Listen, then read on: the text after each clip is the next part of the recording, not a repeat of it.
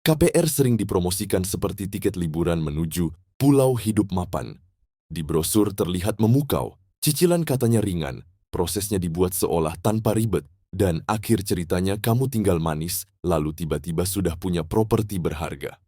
Dari iklan bank sampai rayuan developer, KPR digambarkan sebagai jalan cepat menuju impian punya rumah sendiri. Namun di balik semua gambar indah itu, ada tulisan kecil bernama syarat dan ketentuan yang jarang diperlihatkan. Nyatanya, tujuan akhirnya bukan pulau kemapanan, tapi pulau nambal utang selamanya. Dengan masa menginap wajib 15-20 tahun, KPR bukan sekadar cicilan panjang, tapi bisa menjadi tali yang mengikat hidupmu puluhan tahun.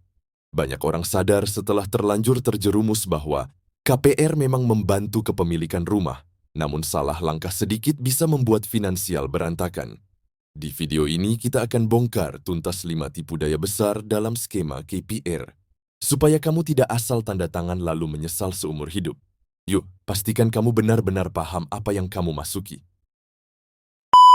Kebohongan danger 1, ilusi mapan, rumah megah tapi dompet tiris. Di Indonesia, ada cabang olahraga, paling ramai pesertanya, lomba gengsi tingkat RT.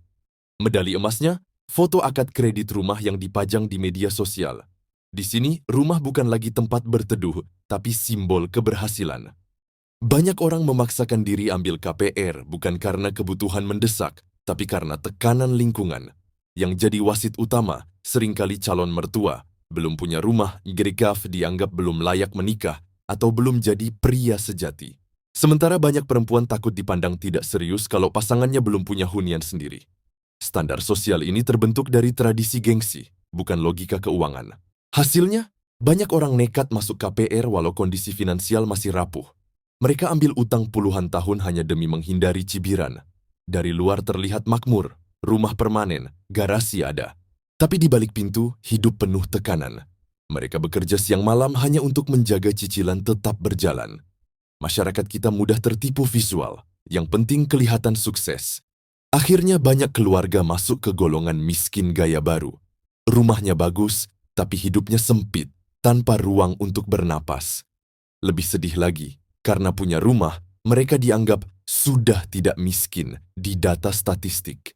Padahal realitanya terjebak hutang bertahun-tahun. Kebohongan nomor 2, harga paling jujur, padahal developer dan bank kerjasama diam-diam. Di belakang penawaran manis, developer dan bank punya permainan rahasia, markup harga. Rumah yang seharusnya seharga mobil Avanza bisa berubah seperti harga Pajero di dokumen kredit. Kenapa bisa begitu? Karena mereka satu tim. Developer sengaja menaikkan harga supaya untung besar, dan bank senang karena pinjamanmu jadi lebih tinggi. Bunga yang mereka dapat juga semakin gendut. Kamu merasa aman karena ada proses appraisal. Sayangnya seringkali proses itu bukan penyelamat, tapi formalitas untuk melancarkan skema keuntungan mereka. Jadi harga yang kamu bayar sudah tidak wajar sejak awal, dan kamu yang membayar selisih itu selama belasan tahun. Kebohongan dari 3, cicilan ringan dan stabil, sampai bunga melambung dan kamu megap-megap. Awal KPR terasa seperti masa honeymoon. 2-5 tahun pertama, bank memberi promo bunga tetap yang manis sekali. Cicilan terasa ringan, padahal itu hanya umpan. Setelah masa promo berakhir, muncullah jurus utama bank. Bunga mengambang yang bisa naik tiba-tiba mengikuti kondisi pasar. Cicilan yang tadinya ramah bisa melonjak dan menghancurkan anggaran bulananmu. Dan ini bukan lagi cerita fiksi, banyak orang mengalaminya. Belum selesai di situ muncul pula biaya siluman, administrasi, asuransi wajib, provisi, appraisal, notaris, denda keterlambatan, semuanya datang beriringan. Dan kamu tidak bisa protes karena sudah tanda tangan. Yang awalnya seperti perjalanan mulus mendadak berubah menjadi medan perang keuangan. Kebohongan trigger 4. Rumah adalah aset terbaik, tapi tidak bisa menolong saat darurat. Banyak yang percaya rumah adalah investasi paling aman. Namun jika masih KPR, status kepemilikanmu belum penuh. Rumah tersebut masih milik bank. Dan saat kamu butuh dana cepat, rumah bukan seperti emas yang bisa langsung dijual. Prosesnya panjang, ribet, sementara cicilan tetap berjalan. Banyak keluarga terkunci karena sebagian besar pendapatan habis untuk cicilan, membuat dana darurat tidak pernah terbentuk. Dan bila gagal bayar, bank bisa menyita lalu melelang rumah dengan harga lebih rendah dari pasar. Setelah dilelang, seringkali utangmu belum lunas juga karena dipotong bunga, denda, dan biaya lelang. Rumah hilang, cicilan masih tersisa. Itulah plot twist paling kejam dalam dunia KPR. Kebohongan dari Gil 5, ini satu-satunya jalan, padahal hanya jalan buntu yang dibuat terlihat indah. Masalah kepemilikan rumah bukan hanya pilihan pribadi, tapi persoalan negara. Harga tanah terus naik karena spekulan leluasa, sementara regulasi perlindungan masyarakat kecil tidak berjalan maksimal. Akhirnya pasar perumahan dikuasai kepentingan bisnis. KPR tampil sebagai solusi tunggal, padahal sebenarnya hanyalah jalan yang sudah dipasangi jebakan.